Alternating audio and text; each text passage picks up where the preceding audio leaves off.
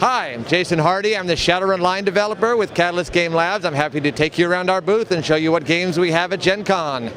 First thing we have over here is the Shadowrun Experience. This is our demo of the Shadowrun role-playing game. It's the game of man, machine, and magic, cyberpunk and fantasy crossed in a dystopian future. We have this set up like a nightclub in the Shadowrun world, and people get to go in, have their adventure, and try to survive a hit squad that's about to come in and make life difficult for them. All right, next up we have Shadowrun Crossfire, the deck building game for Shadowrun that we've been working on. It's a cooperative deck building game where you take the role of a different Shadowrunner. You can be an elf, orc, dwarf, or human, and you face a whole bunch of different obstacles and you try to get by them and survive.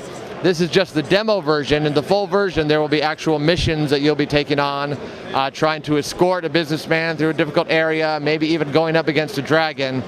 And one of the unique things about this game is that your character will get stronger as you go along, so you'll be able to add stickers that give different abilities to your character to be able to face more difficult challenges as you keep playing the game. And our next game is Leviathans, which is kind of a hybrid miniatures game board game. It plays almost as fast as a board game, but you have these gorgeous miniatures to play with. This game is set in an alternate history setting where the big warships of the turn of the century have been given the ability to levitate or fly, and they also have very large guns that they blow each other apart with.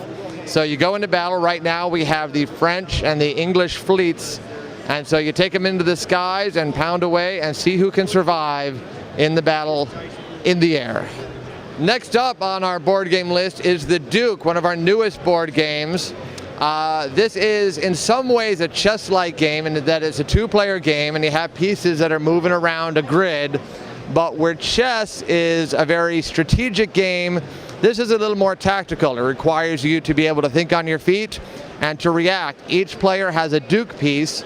That's the piece you're trying to protect, and then you start out with two footmen, but as the game goes along you can choose to draw new tiles from your bag and add them to your force.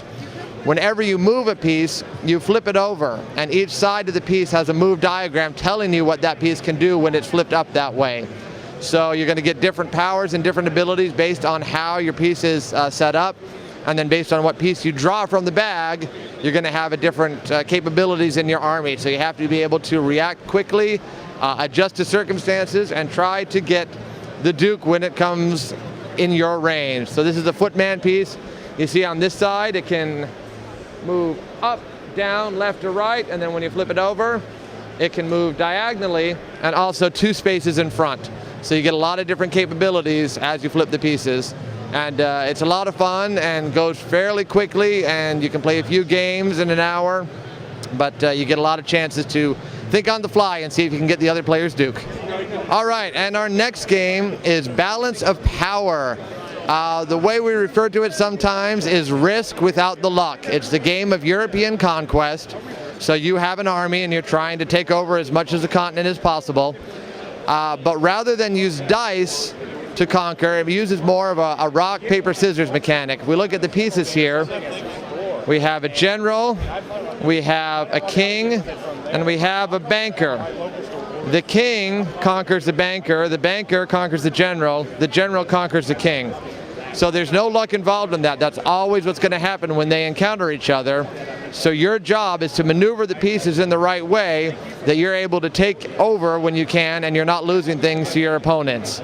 You have very simple moves on the turn. You can either copy a piece, move it one space, or attack. And so it's very strategic, and a lot of it is how you build up the alliances around the table. You're going to have to convince other players that you're not the one to be attacked, or make sure they go after someone that you want attacked so that you have the room to expand to victory. So it's a lot of fun as you do that diplomacy around the table and try to get the victory that you're looking for. And that's what we have at the Catalyst Game Labs booth. We're very excited about the products. 5th edition of Shadowrun has been very popular, and we're seeing great traffic here. So we hope that if you see this before Gen Con, come by. If you see this after, play some of our games and have a good time. Enjoy it.